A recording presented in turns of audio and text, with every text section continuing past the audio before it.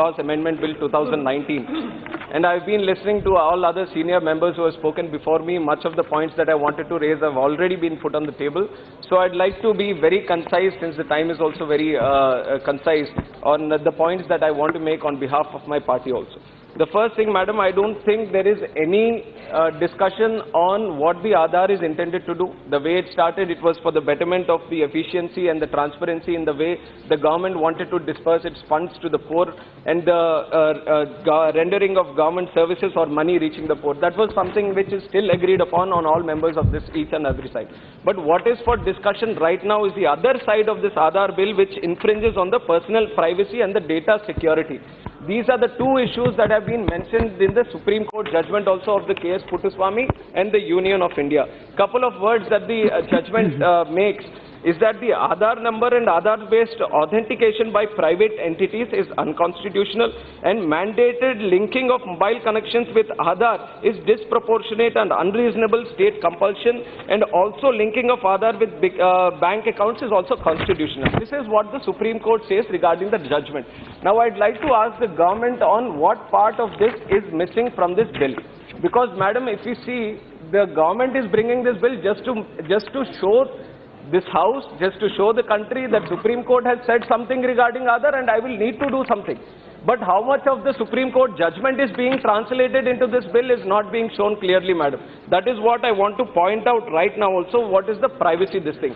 Which is what the other members have also clearly mentioned, that the Data Protection Act is the need of the hour. It has to be brought forward first.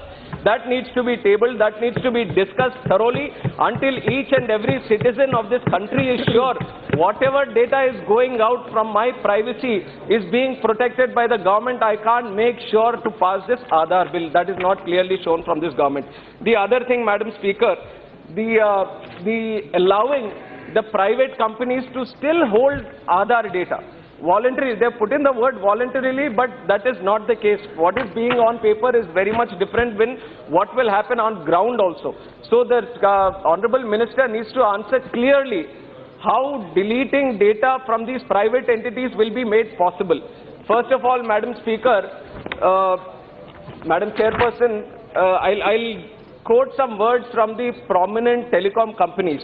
One of them says, after the Supreme Court judgment, one of them says that Aadhaar-based verification addresses the security concerns of the country and is inconvenient to the customer, which is against what the Supreme Court is saying. And the other one, much important, bigger player, which already Owaisi Saab has also mentioned, it says that 90% of subscription for our company was through Aadhaar, so Aadhaar authentication should continue, and the central government should make a law so that this Aadhaar enabling should continue. I would only like to ask the central government this: is it listening to the common citizen of this country, or is it listening to the private entities of this country? Because what happened today, madam, to save our constitution right to privacy, people had to go to the Supreme Court to protect it. And private entities, to save their own companies, they have approached the government and they've got this bill. Madam, it is a serious shame on this country for doing this, madam. That is why I approached the government again to redeliberate this whole thing. This was the speech that I prepared, madam, but after coming here and listening to what Supriya Suleji has said from the economic survey, that whole debate goes to another level. Now that the data is being monetized, you can sell the data. This is the intention of the government. Now, if this is the intention of the government, we request from our party that this bill needs to be further deliberated. It needs to be sent to the committee. Proper discussions need to be done at all various levels. All stakeholders need to be brought in. The confidence of this bill needs to be given to the citizen of India, not to any private companies in this country, madam. That is what the central government should make sure. And also, madam, if you give me 30 seconds of time, I'll just need to make clear that YSR Congress party, while giving their speech, they have made baseless allegations on Telugu Desam party, madam. I would request you to expunge them. It is a data which is there in public domain.